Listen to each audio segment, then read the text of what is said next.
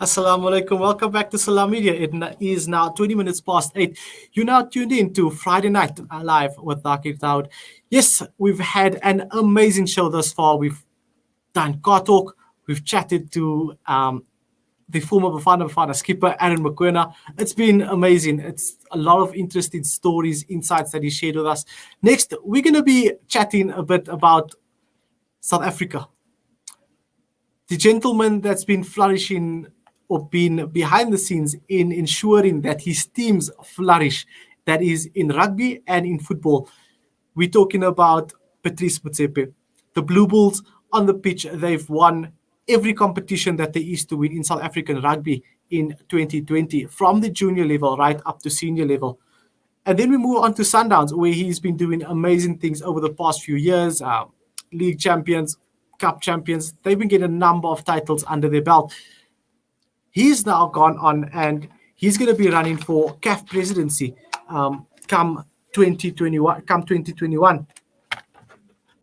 Yesterday, he announced his manifesto at a press conference in Sandton, where he obviously let the public know what exactly he wants to tackle and what he plans to achieve once he is elected president of CAF. Among the dignitaries there yesterday was SAFA President Danny Jordan, the Minister of Sport, Mr. Natin Tetwa. These are just amazing people to have in your presence. Well, I've got an amazing journalist with me tonight, two of them, that is, for that matter. They're going to be telling us what their thoughts are on the matter.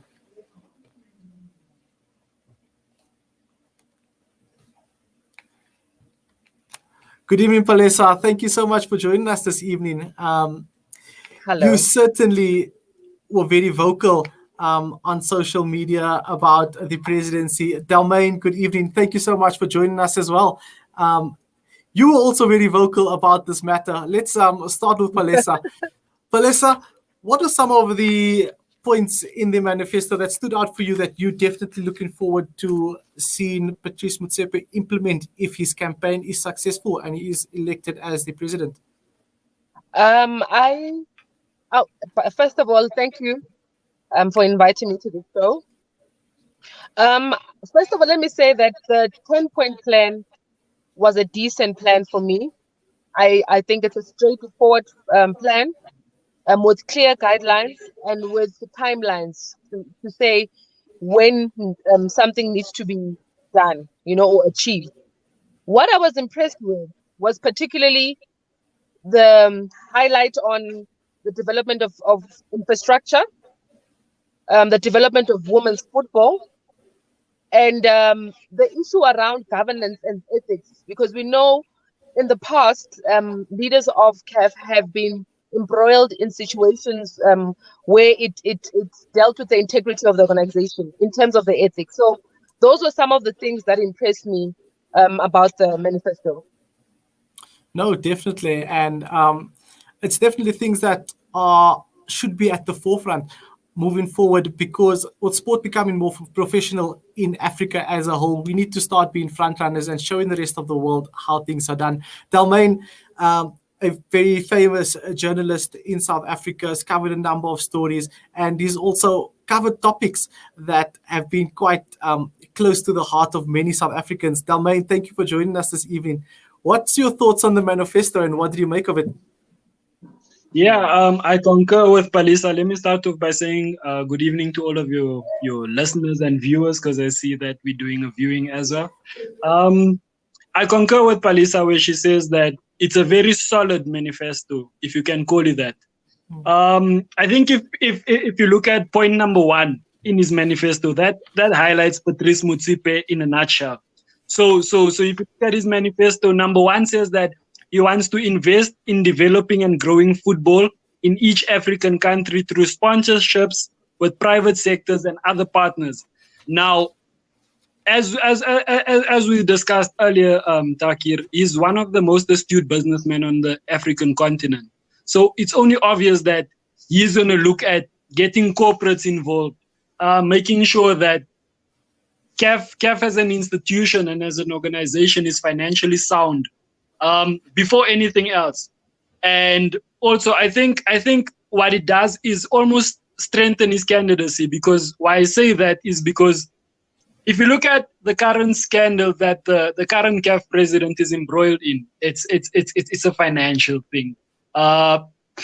There's a lot of red tape around his presidency, especially with regards to financial. So now, if you bring in someone who's a billionaire, someone whose pockets are solid, someone who you don't have to now question whether he'll be taking to satisfy his own money, that kind of solidifies his candidacy. And I think just having gone through that manifesto, you'll realize that he's implementing more or similar things that is done in his business life.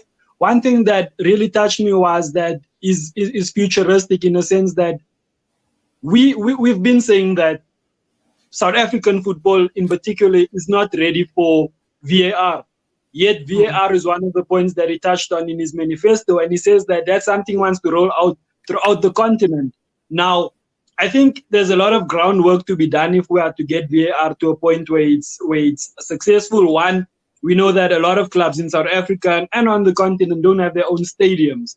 So in order for that to happen, we then need to find a form of ownership where teams now own their own stadiums and so forth and so forth. But the fact that he mentioned it shows me that his plan is not one that's for the now. It's one that is futuristic. It's one that has future in mind, and it's also a positive step in the right direction, in my opinion.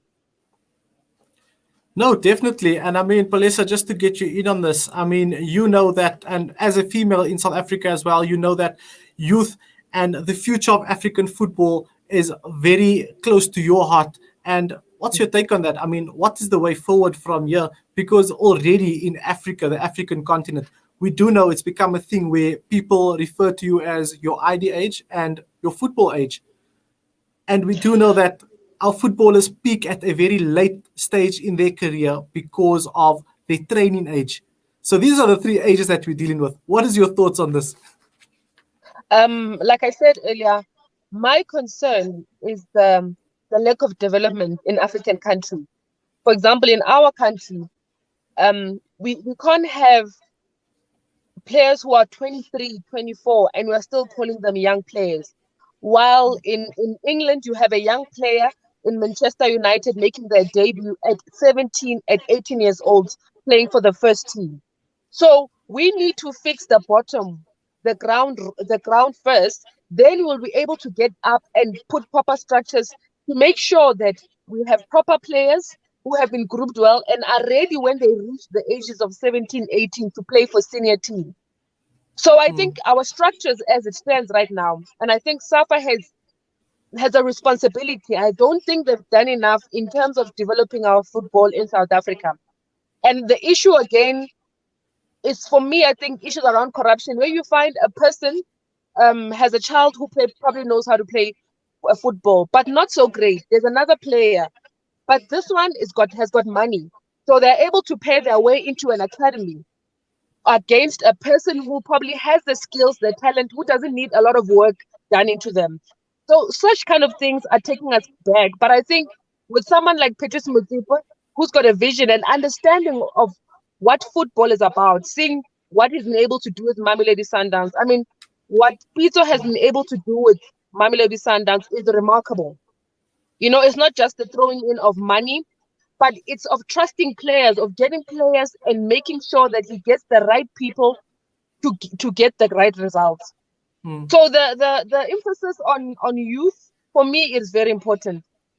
Across Africa, we need to be building young people, young soccer players, men and women who will be able to compete on the international stage with other young people of other countries internationally. No, definitely. I definitely have to agree with you on that. And I mean, it's something that we can look forward to as Africans, knowing that the next generation is going to be the generation where we're going to be the young front runners of the world.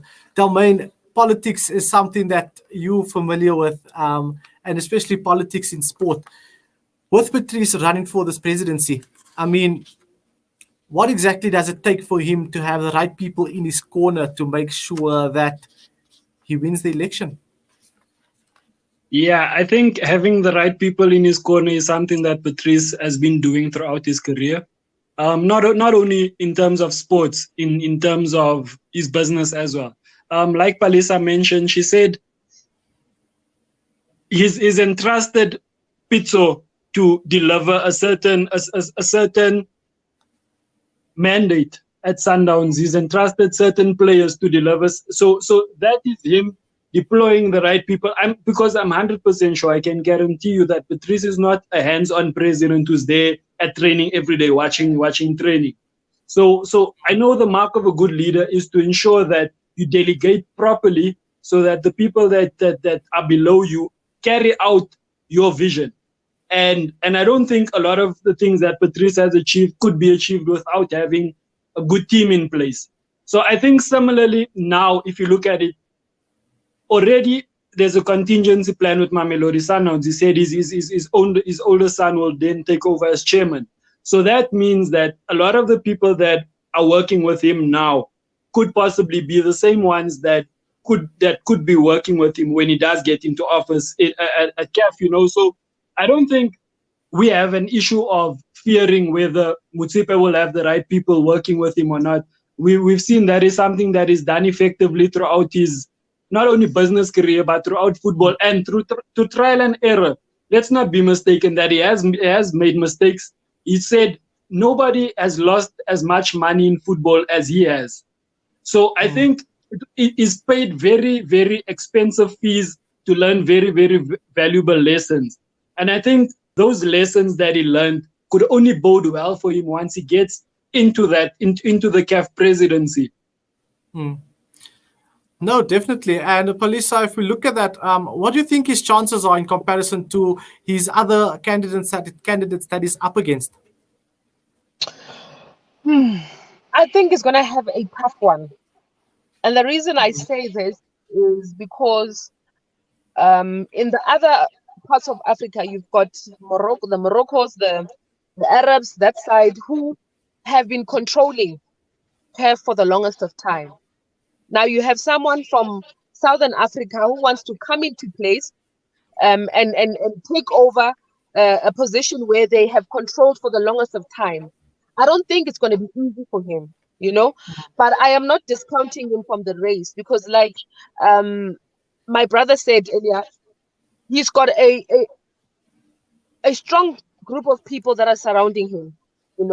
Yesterday in the press conference, he mentioned a lot of people from Nigeria, from different countries, applauding them and appreciating them as part of people who have been supporting him throughout this campaign.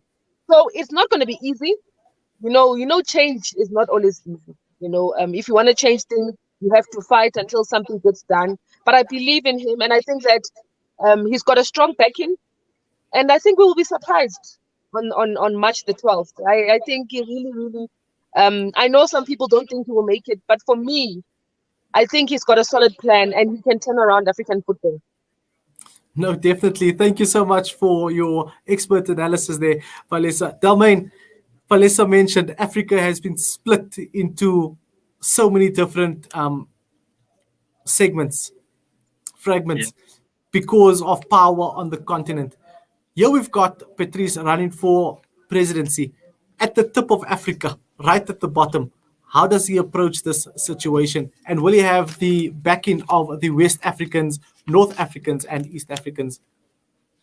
I think so far so good. He's done well to gather the support of the COSAFA regions. I know that majority of the COSAFA regions have come out and said that we support. If you look at his manifesto yesterday, the presence of a lot of the delegates from other countries, not only South Africa. I know we mentioned that Dr. Danny Jordan, we had Natim Tetwa there. There was a lot of, let me say, top brass South African soccer officials, but it wasn't only them in attendance. There were a lot of people from various countries. And what Patrice has done well is garnered the support and is gotten people to buy into his into his vision, into this manifesto that I believe was a solid one. And now the challenge for him is to fight for the scraps, because like you said, in North Africa, I would say that his counterparts have managed to get that support. His chances of winning up there are very slim. But now what he needs to do is the scraps, the countries that fall in between, the regions that fall in between. I think that will be make or break for him, because now already the southern part is managed to garner their support. And then obviously we know his chances of getting it up north are but slim. But now let's speak about these in the east, speak about these in the west. If he can sway a large majority of them to buy into it, and to buy into what it is that he's trying to do, then I think that could be the difference now. Because and I think it will be marginal. I think it will be very close, like Palesa said. He has a good chance, but I think what could definitely sway it in his favor is possibly getting the best of the rest. So already he's managed to get the COSAFA support, but if he can get all of those in between, the ones that are currently sitting on the fence, if he can get them to tilt his way, I think that could be the defining factor in whether he becomes CAF president or not. No, definitely. Lady and gentlemen, thank you so much for your time this evening, sharing your insight on what you thought or what you think will go down in this election. Palesa, Delmain, having journalists of the future on a panel like this, sharing your insight, it's an extreme honor and a pleasure. Thank you so much. Thanks for having us. Thank you so much for the opportunity too, hey? Always appreciated.